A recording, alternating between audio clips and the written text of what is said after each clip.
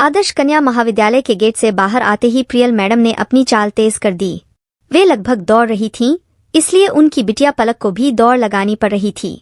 Priyal madam पलक के उस सवाल से बचना चाहती थीं जो उसने गेट से बाहर आते ही दाग दिया था, मम्मी मैं आपकी और कपिल सर की अवैध संतान हूँ। प्रियल मैडम, वे बिना कोई उत्तर दिए चली जा रही थीं, इसलिए जब उनके बगल से एक ऑटो गुजरा तो उसे रोककर अपनी बेटी पलक को लगभग खींचते हुए ऑटो में बैठ गईं। उन्हें पता था उनकी बेटी पलक ऑटो चालक के सामने कुछ नहीं बोलेगी। आज में जो कुछ घटा उसकी उम्मीद उनको सपने में भी नहीं थी। आज प्रियल मैम ने स्कूल में जल्दी छुट्टी कर दी थी, तब उन्होंने अपनी बेटी को भी छुट्टी दिलाकर बाजार जाने की सोची थी। इसलिए वे उसकी बड़ी मैडम से अपनी बेटी की छुट्टी स्वीकृत कराकर स्टाफ रूम में बैठी थीं। तभी कपिल सर स्टाफ रूम में आए। प्रियल मैडम विमल सर से बात कर रही थीं। उसी समय पलक स्टाफ रूम में घुसी। उसे देखकर कपिल सर बोले, यह तुम्हारी बेटी है। तभी उनके बात आगे बढ़ाने से पूर्व ही प्रियल मैडम ने इशारे से उन्हें रोक दिया, परंतु सर के ये शब्द पलक के कान में पड़ गए। उस समय तो पलक कुछ नहीं बोली, परंतु गेट से बाहर आते ही मम्मी से पूछे बिना नहीं रही। प्रियल मैम ने ऑटो में बैठ लिया। ऑटो में चुप बैठी रही पलक घर पहुंचते ही बोल पड़ी, मम्मी आप जवाब नहीं दे रही हो, जबकि मेरी सहेलियां मुझे चिढ़ाती हैं। कहती हैं तू भी कानपुर की और सर भी कानपुर के, और तेरे में सर का अक्स दिखाई देता है। कहीं तेरी मम्मी और सर के बीच अफेयर तो नहीं था? और आज उनके शब्द, यह तुम्हारी बेटी है, तब क्या मैं आपकी और सर की अवैध संतान हूँ? प्रियल पलक की बात टालने की कोशिश कर रही थी। प्रियल मैम उसकी बात को टालते हुए बोली, जब तू पेट में थी तब तेरे सर के परिवार का घर में बहुत आना जाना था, इसीलिए। मम्मी आपने मुझे बच्चा समझा है, ऐसे से ही पूछ लूंगी, कहकर पलक वहां से उठ गई और अपने कमरे में चली गई। प्रियल मैम ने उसे रोका नहीं, क्योंकि उनको पता था वह जो सोच लेती है करती है। पलक चाय नाश्ता कर अपने कमरे में आकर लेट गई। टीवी चला लिया, परंतु उसका प्रिय प्रोग्राम भी उसको शांति नहीं दे रहा था। यह तुम्हारी बेटी है, तभी ये ही शब्द उसके कानों में बार बार गूंज रहे थे। तभी फोन की घंटी बजी। उसने फोन उठाया। उधर उसकी सहेली मनु थी। तू भी घर आ गई पागल, घड़ी देख, 5 से ज्यादा बज गए हैं। इधर उधर की बातें करने के बजाय पलक ने सीधे ही पूछ लिया, तू कमल सर का घर जानती है? क्यों, क्या तू भी सर से ट्यूशन पढ़ना चाहती है? हाँ, वह बहुत अच्छा पढ़ाते हैं। अरे हाँ, तेरा विषय तो सर पढ़ाते नहीं हैं। फिर तू? पलक ने तेज आवाज में कहा, तुझसे जितना पूछा है उतना बता। मैं खुद चली जाऊंगी, तू केवल पता बता। ऐसा कर, पाल चौक की ओर से मेरे घर की ओर आएगी तो पहले ही मोड़ पर अंतिम मकान है, उनके नाम की प्लेट लगी है। पलक ने कुछ देर बाद की और फोन रख दिया और मम्मी से बोल दिया, मैं मनु के घर जा रही हूँ, जल्दी घर आ जाऊंगी। कुछ ही देर में पलक सर के घर पहुंच गई। वह पहले झिझकी, फिर घंटी बजा दी। दरवाजा सर ने ही खोला। एक पल को वह सर को देखती ही रही, क्योंकि आज उसे सर दूसरे ही रूप में दिख रहे थे, और फिर उसे अपना मकसद ध्यान आया और सर के कुछ बोलने से पहले ही वह बोल पड़ी, सर क्या मैं आपकी और मम्मी की अवैध संतान हूँ?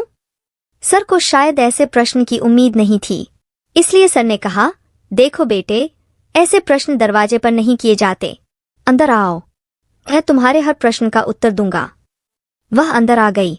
अंदर सर ने अपनी मम्मी से उसका परिचय कराया। मम्मी, यह प्रियल की बेटी है।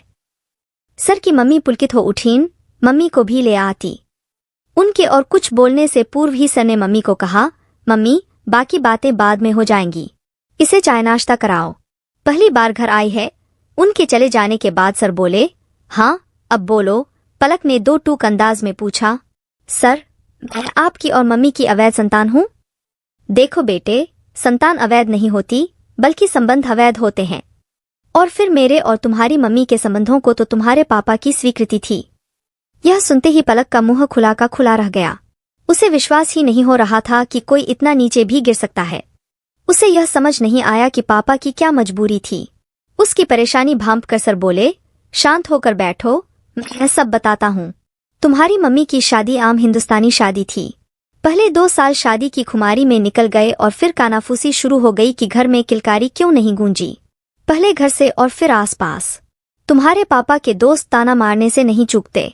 उधर उनकी मर्दांगी पर चुटकुले बनने लगे। साथ ही डॉक्टरी रिपोर्ट ने आग में घी का कार्य किया। कमी तुम्हारे पापा में मिली। तुम्हारे पापा ऑफिस का गुस्सा घर में निकालने लगे। उन्हीं दिनों हमारा परिवार तुम्हारे पड़ोस में आ गया। तुम्हारी मम्मी हमारे घर आ जाती। तुम्हारी मम्मी के बाजार के काम कर देता। तुम्हारी मम्मी कोई बच्चा गोद लेने को कहती तो तुम्हारे पापा नाराज हो जाते। उनको अपनी मर्दांगी दिखानी थी। मेरे और तुम्हारी मम्मी के बीच निकटता बढ़ने लगी। तुम्हारे पापा ने हमारी निकटता को इग्नोर किया। फलस्वरूप हमारी निकटता और बढ़ती गई और उस मुकाम तक पहुंच गई जिसके फलस्वरूप तुम अपनी मम्मी के पेट में आ गईं। वह दिन मुझे आज भी याद है। जब तुम्हारे घर पहुंचा तब तुम्हारी मम्मी के शब्द कान में पड़े। उन शब्दों को सुनते ही अंदर जा रहे मेरे कदम रुक गए। तुम्हारी मम्मी कह रही थीं, लो अब तुम भी मर्द बन गए। मैं गर्भवती हो गई। अब दोस्तों के सामने तुम्हारी गर्दन नहीं झुकेगी। मुझे लगा कि मैं सिर्फ एक टूल था जो तुम्हारे पापा को मर्द साबित करने के लिए इस्तेमाल किया गया था। मुझे तुम्हारी मम्मी पर गुस्सा आया। सोचा कि वहां जाकर अपनी नाराजगी जाहिर करूं, लेकिन फिर मुझे तुम्हारी मम्मी पर तरस आ गया। मैं वापस घर आ गया। उसके बाद मैं कभी तुम्हारे घर नहीं गया। पलक चुपचाप सुन रही थी। उसी दौरान मेरे पापा का तबादला हो गया। जिस दिन हम जा रहे थे उस दिन तुम्हारी मम्मी हमें छोड़ने आई थी। वे कुछ नहीं बोली, लेकिन उनकी चुप्पी भी बहुत कुछ कह गई। मैंने उनको माफ कर दिया। सर की मम्मी, जो वहां आ गई थी, ने सब सुन लिया था। बोल पड़ी, बेटा इसने खुद को माफ नहीं किया और अब तक शादी नहीं की। तुम्हारी मम्मी की खबरें रीता आंटी से मिलती रहीं। तुम्हारा जन्म हुआ।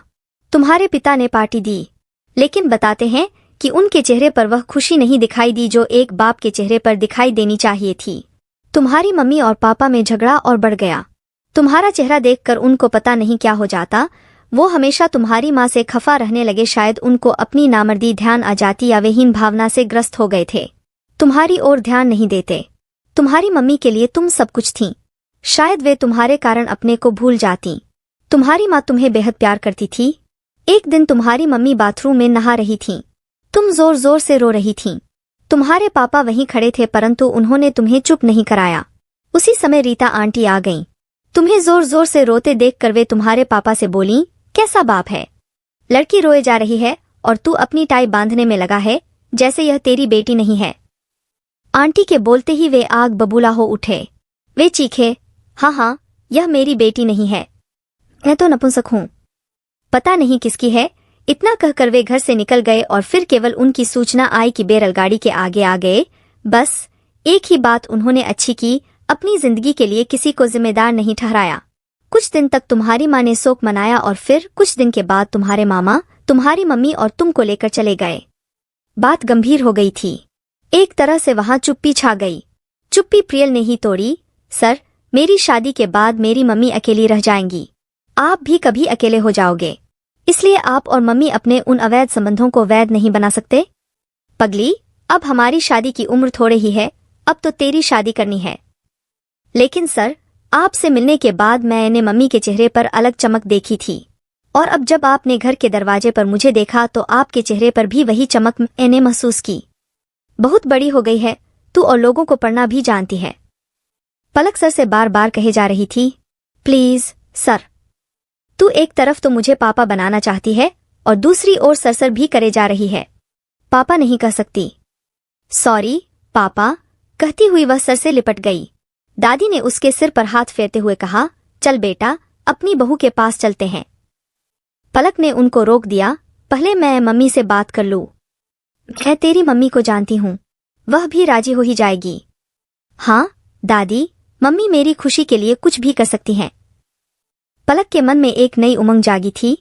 पलक वापस घर जाने के लिए उठ खड़ी हुई तब कमल सर उसे छोड़ने आ गए। उधर प्रियल पलक के लिए चिंतित हो रही थीं। दरवाजे की घंटी बजी। दरवाजा खोलने पर सामने पलक ही थी। प्रियल चीखी, कहाँ गई थी? पापा के पास। तेरे पापा तो दुनिया छोड़ चुके हैं। वे मेरे पापा नहीं थे, वे आपके पति थे। और फिर वे तो पति कहलाने लायक भी नहीं, क्योंकि वे तन से ही नहीं मन से भी नपुंसक थे, जो अपनी पत्नी को पराये मर्द के साथ सोने को प्रेरित करता है मात्र इसलिए कि दुनिया के सामने अपने को मर्द दिखा सके। अपने को मर्द दिखाने के लिए पत्नी द्वारा बच्चा गोद ले लेने के विचार को भी न सुने। तो इतना जहर भर दिया उसने मुझे।